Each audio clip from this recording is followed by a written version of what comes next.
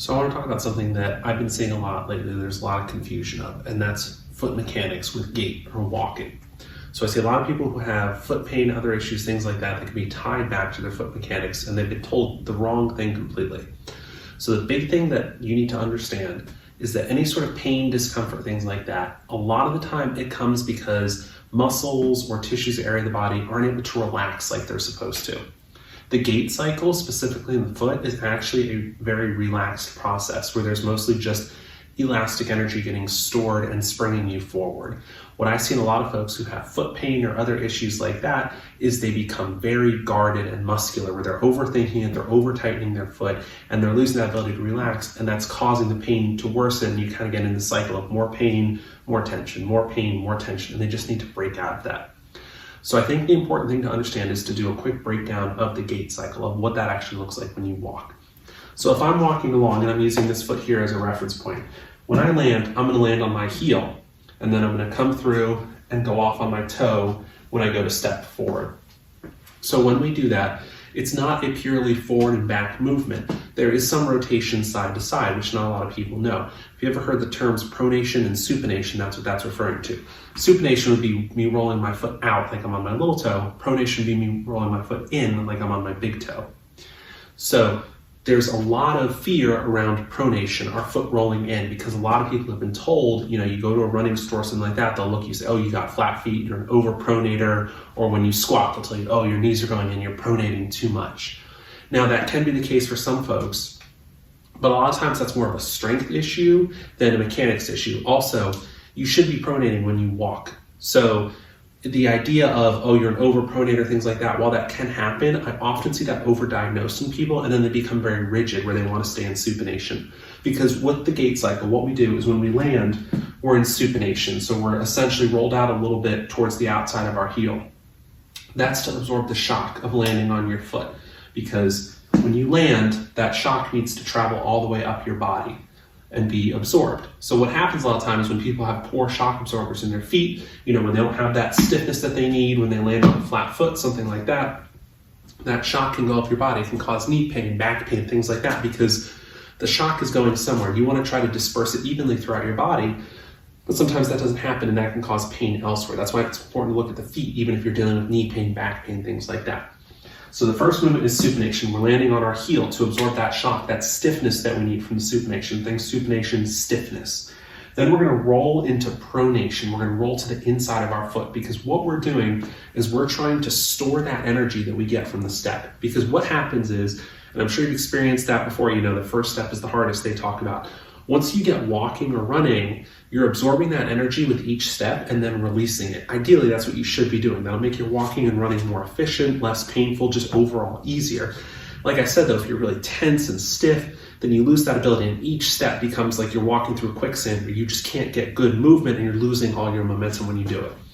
So we go from supination to pronation, absorbing that energy, and then we go back to supination as we're coming off on our big toe to propel us forward. So we're thinking, absorb the shock and then use the shock to take us into the next step. Because if you look at research, the activity at the foot, ankle, stuff like that is really not that high with walking compared to other activities, especially once you get going.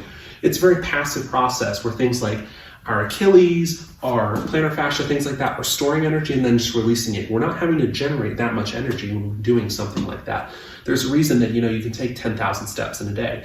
You wouldn't be able to do 10,000 bicep curls in a day because your bicep would get so exhausted. You wouldn't be able to do 10,000 calf raises. So steps need to be a more passive process to let you do that easily.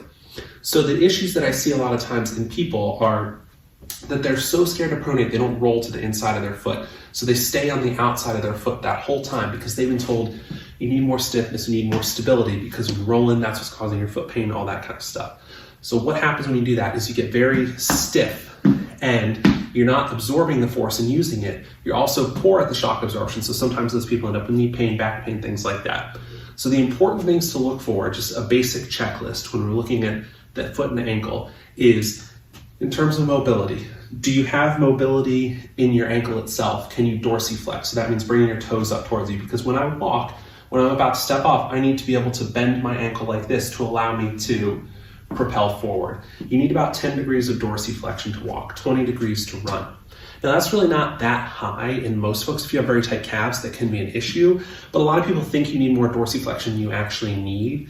That's not usually the case, and some people do struggle with that, but a lot of people actually don't, but they think that's the issue. You also need a good, stiff, robust Achilles tendon back here, because like I said, a lot of that energy is stored in the Achilles. So what happens a lot of times, I see people who, they think that their issue is tightness, so they stretch, and their Achilles gets lengthened and actually gets weaker, and they lose that, stretch reflex and everything like that that's powering them forward. And so what happens is you get so loose in your ankle and your Achilles, and you lack strength, in calf raises, or more importantly, plyometric type activities to really work on that stiffness in the Achilles and the spring in there. And so your foot, imagine, just gets kind of loosey-goosey floppy. That's obviously an over-exaggeration, but you'd be surprised how many people don't look at strengthening their Achilles to help them with that propulsion forward, and all they do is stretch, and they don't see a difference over stretching for months, and they think, oh, I just need to stretch more. That's not usually the case. If you're doing something for months, you should see some change, and so you may want to look elsewhere.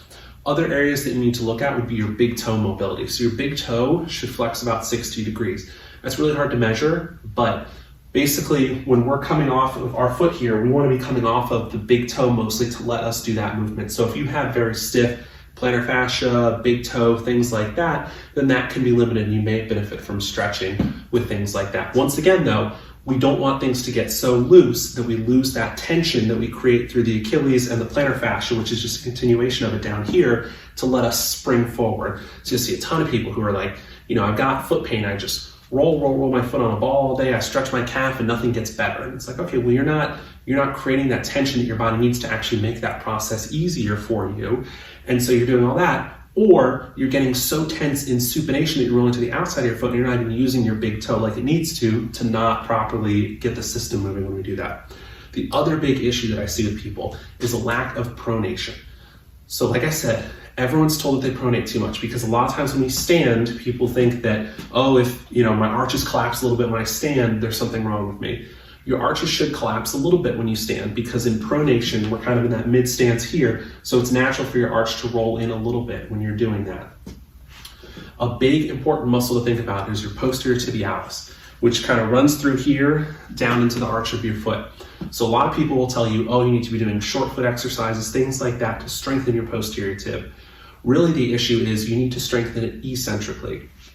So eccentrically is when the muscle is lengthening. So as I pronate, this muscle through here, my posterior tib, is lengthening to absorb that shock like we talked about, and then it contracts, which is recreating my arch and allowing me to toe off of my big toe to push forward. So we want that posterior tib to be nice and strong, but also to be able to accept load through a length, because a lot of people just say, shorten. Imagine if I had a weak bicep, and so all I did was, curls like this. That's essentially what you're doing. You just hammer a bunch of short foot exercises, things like that, or, grabbing stuff with your toes and everything like that. You're not respecting the actual mechanics of the foot. You're just targeting a shortened position that, may feel a little difficult or crampy when you do that. But that's not saying you actually need that. That's just saying it's a weird motion. It's hard to do. So it's really about strengthening through that full range of motion to allow you to absorb that energy, like we talked about in the beginning, and express it so it's a more passive process. Because at the end of the day, you should be as relaxed as possible with any sort of activity. Walking, running, lifting, anything like that. If you're feeling yourself and you're saying, I gotta squeeze my toes when I balance on one foot, you just see all those tendons popping out, then your foot is not able to relax, and there's reason that you're having pain. It could be a weakness issue, it could just be a guarding issue, it could be that you were told something incorrect, that you needed to hold on for dear life because your arch is collapsing. For all those things, it's important to understand what the normal gait cycle is so that you can then understand it in your own daily activity. Part of our goal at Eclipse Wellness is to educate our clients where they can actually learn what's going on. And it's not just cookie cutter thing. It's not saying, oh, just do these short foot exercises, things like that. You take 10,000 steps in a day, or at least somewhere around there. You should understand what each of those steps is doing, because each of those steps is a chance for increased mobility, increased strength, everything like that. So if PTs actually educate their patients and tell them, here's what's going on, now you can use it and understand it, people get better a lot faster versus saying, oh, a couple times a day, do some exercises when you're grabbing a towel with your toe. So that's part of our goal with Eclipse, and we're going to try to do more YouTube videos like this. We're super active on Instagram, stuff like that, just trying to get that message out for people to understand. because even if you don't suffer from foot or back pain or anything like that, it's good to understand these things because we should all understand our bodies a little bit more. That way, we're better able to spot when people are telling us nonsense, if they're trying to sell us a shoe or tell us to do an exercise that doesn't work, or you see some video that confuses you on Instagram. We want to help, as the experts, help people understand what's actually going on with their body. If you found this helpful, please share it with someone. I may do another video about this kind of stuff of actual assessments and exercise that I like to use for things like the posterior tip, things like that. If you guys would find that helpful, just let me know and I can definitely do that. Otherwise, I appreciate you guys watching. Thanks.